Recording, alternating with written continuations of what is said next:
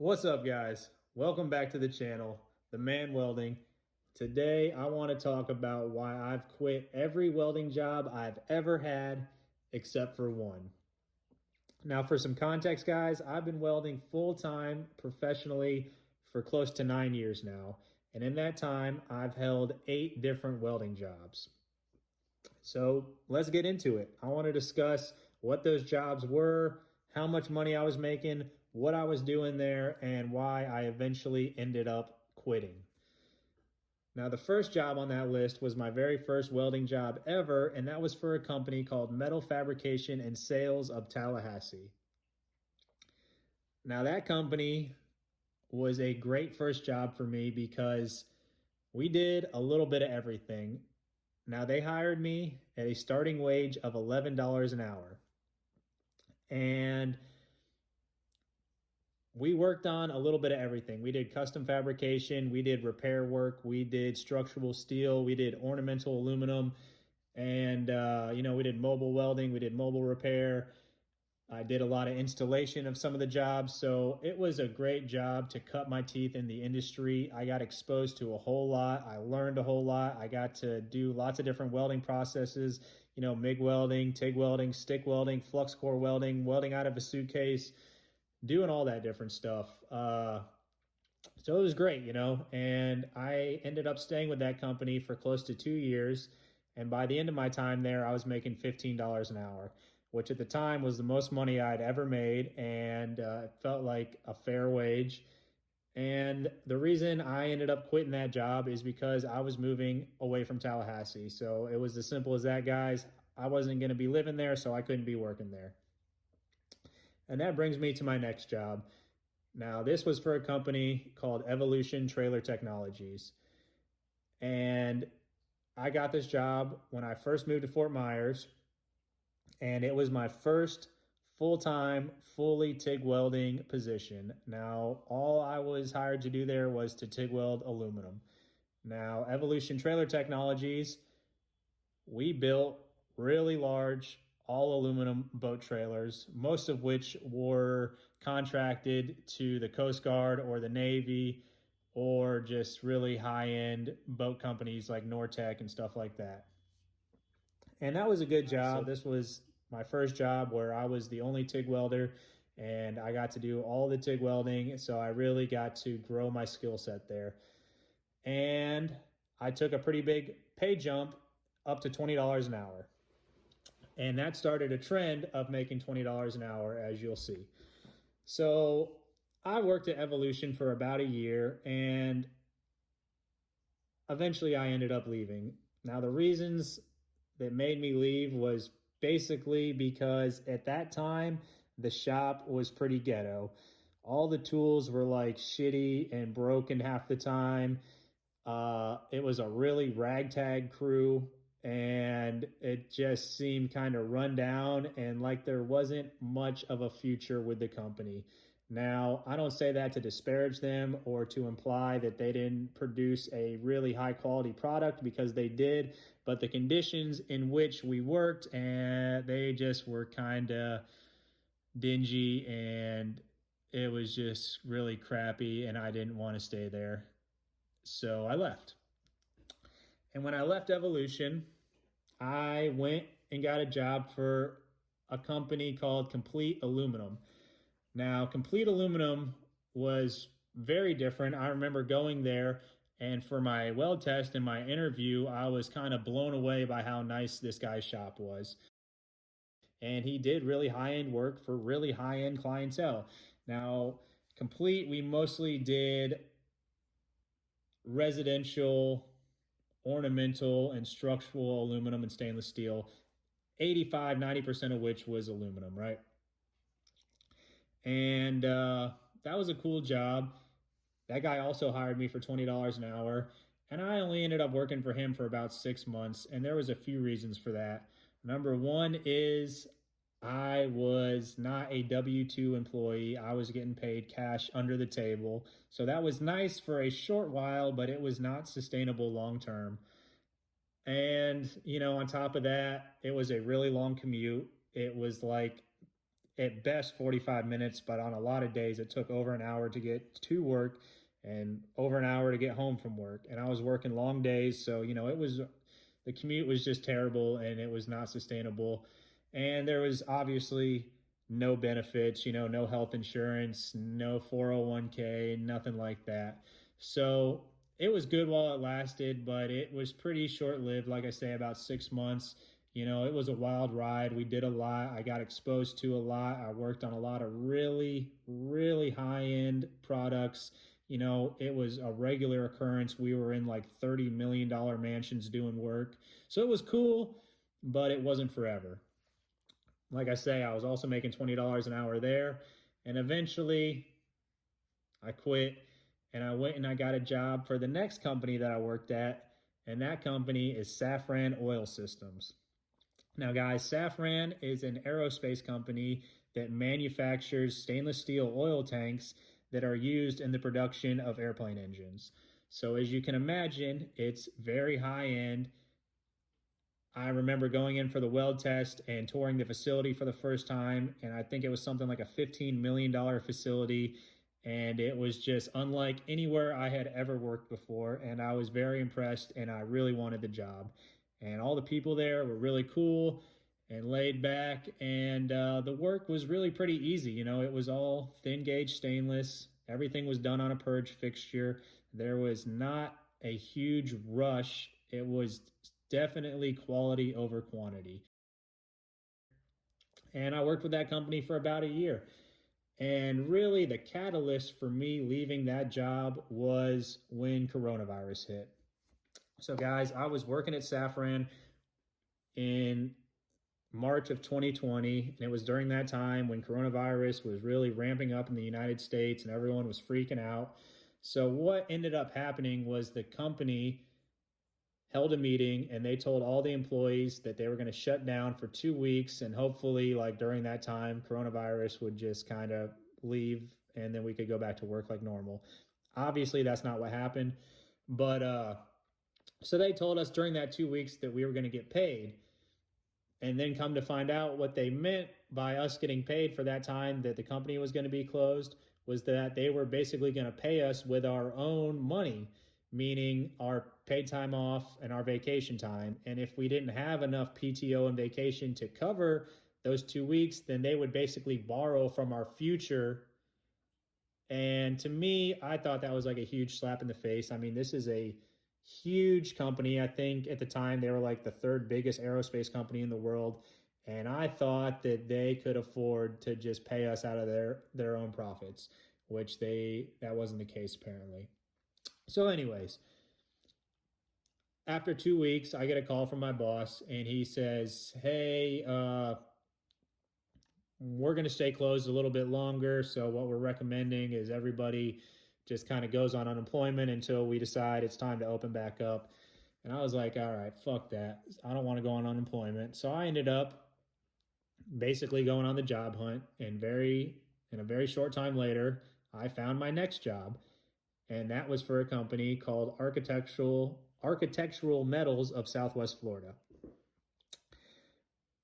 Now, Architectural Metals of Southwest Florida is a company that specializes in structural aluminum, most of which is anodized. So, anyways, I started working there, and after a couple weeks, my boss from Safran called me back and he's like, "Hey, we want to give you your job back. You can come back to work, but obviously there was no paid time off, there was no vacation, and they had frozen all raises." And I had never received a raise in the over a year that I'd been there, and it just didn't really sound super appealing to me to go back to a company that I wasn't going to get a raise at, and I already felt like I was underpaid. And on top of that, the work became extremely redundant, and I just passed on the offer to go back to work for them, and I stayed continuing working for Architectural Metals. Now, AM, as we'll call it, was a pretty good company. I enjoyed working there, and that was the first job that was paying me more than $20 an hour. I believe When they asked me during the interview process how much money I wanted to make, I told them I wanted $25 an hour. And they said that they couldn't start me there, but after a 90-day probation period, if they liked me and they thought I was doing a good job, then they would agree to that. And I thought that sounded reasonable. I think they started me at like $23 an hour. And, it was a good enough job. I enjoyed most of it. It was kind of fun to work with that type of material. I had good coworkers. It was a good shop. It was well organized. And overall, it was a pretty pleasant experience. But during the time that I worked there, the company changed ownership. The original owner whose father had started the company, and he had been with the company for like 25 years, he ended up selling to some other guy who was really kind of viewed it more as an investment than as like a company that he knew anything about. And that changed the dynamic around the shop, and it just made things a little bit less fun, to put it lightly. So, anyways, I stayed with that company for a year, and at the year mark, I had my evaluation, and they basically told me I was doing great, and they loved everything I was doing, and I had a good attitude, and I did good work, and all that good stuff. And I said, hey, that's fine. I appreciate it. And I would like for you guys to uphold your end of the bargain, which was to pay me the $25 an hour. And ultimately, he said he wasn't going to do that. And I decided that I didn't want to continue working there. So I put in my 2 weeks notice and I quit. And that brings me to the point where I decided I was kind of sick of all these jobs and all this little bullshit pay and just like, I didn't really want to go and get another job. And I decided that I was going to take a stab at starting my own company, hence the Man Welding. That is where the name of the channel originates. I started a company called the Man Welding. I opened an LLC, and my slogan was the Man Welding. I got tired of working for the man, so I became the man. And, it was cool. It was exciting. I bought a welder generator. I already had a couple other welding machines. I bought a trailer and I started, I printed up some business cards and I started hustling. I started scrounging up work, and it was quite the experience. Without going into too much detail, I did it for a couple of months and I made some really good money on certain jobs and I lost my ass on other jobs. And it was just a little bit more than I was ready for at the time, but it was a really good learning experience. And long story short, I just did not have enough money to sustain that long term. So ultimately, I ended up dissolving the LLC and going out and getting another job. And that leads me to the next job on the list, which was Munters. And Munters was completely different. I got to weld a lot of really thick stuff, a lot of round stuff, a lot of crazy stuff. And I worked with some really extremely talented guys there. And my skills improved tremendously during the time that I worked there. But anyways, I actually took a pay cut when I started working there. I think they hired me at $22 an hour. And after a while, they gave me a raise and I was making $24.50 an hour, which at that time was the most money I'd ever made. And, it was good. And I stayed there for about a year, but there were a few things that ultimately made me stop working there. Some of those things were the fact that we started work every day at 5 a.m. and most weeks we were working 6 days a week. And so the shift was from 5 a.m. until I think it was like 3 p.m., 3 or 3:30, something like that. So they were very long days. They started really early and my sleep was suffering pretty tremendously. And it just, after doing that for a year, I felt burnt out and I didn't really want to keep doing that. We were working a lot of overtime, which I did not really love. I don't like working overtime. I'd rather just put in my 40 hours and go home. And that was not always an option there. And I also found out that a lot of the guys who had been there for 10, 15, 20 years as welders were making less money than the guys who had just started, and had been with the company for a couple of weeks. And in my eyes, that is a red flag. That shows me that I don't want to stick around and invest myself into this company long term, because what if I stay here for 20 years and then 20 years from now they're just going to hire some fucking asshole kid off the street making more money than me? I mean, that is a slap in the face, at least in my eyes. So that was a blemish against them. And although a lot of the work that I did there was really cool, it was challenging and it was unique, and I enjoyed it tremendously. A good bit of the work I found to be extremely frustrating and just a giant pain in the ass, and I hated doing it. So it was an accumulation of all those things. But the cherry on top was, after I had been there for about a year, I went to my boss, who I have a ton of respect for, and I told him I want a 10% raise. And I gave him a list of reasons why I deserved that. And he heard me out and he agreed with me. But ultimately, they did not end up giving me that raise. And that was ultimately the reason why I quit that job. And then that brings me to the company which I currently work for, and that is Benchmark Metals. And I've been with them for coming up on a year now, and they are the only welding job that I've had up until this point, which I have not quit. So let's talk about that. Okay, so when I decided I was going to leave Munters, I started looking for another job, and I knew somebody who had contacted me who was working at BMI, Benchmark, and he was like, hey, you should come work here. You know, it's cool, yada, yada, yada. So he told the boss about me, and we set up an interview.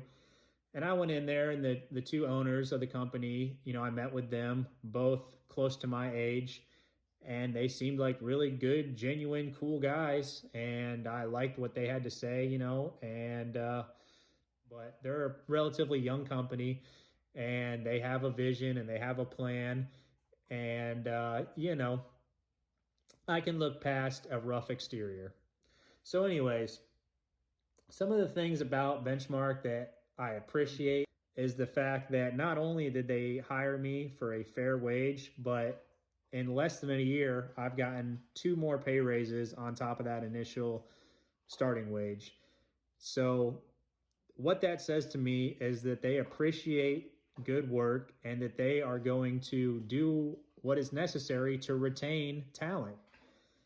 And not only that, but you know, they're just genuinely good guys. So I like the hours, I like the location, I like most of the work that I do there. It's all aluminum TIG welding for the most part. And probably one of the biggest reasons why I've chosen to stay with them and invest my future with them is that I believe there is potential for me to move up in the company and to continue to make more money and eventually maybe work myself out of a welding position and into a position of management or leadership of some kind. And all that stuff is appealing to me. So anyways, guys, that's that. That is a very brief summary of my welding career. And so really, to summarize, there's only been a couple of reasons why I quit a job. And that's because they're not going to give me the raises that I'm looking for, or that, you know, the shop just sucks, right? That's basically it. I'm a pretty easygoing guy. I'm not asking for anything that's unreasonable in my eyes, but I know what I bring to the table in terms of a professional relationship. So I'm not going to accept anything that I don't see fit. And you shouldn't either. So guys, thank you so much for taking the time to watch the video and hear what I have to say. I appreciate it, and I will catch you on the next one.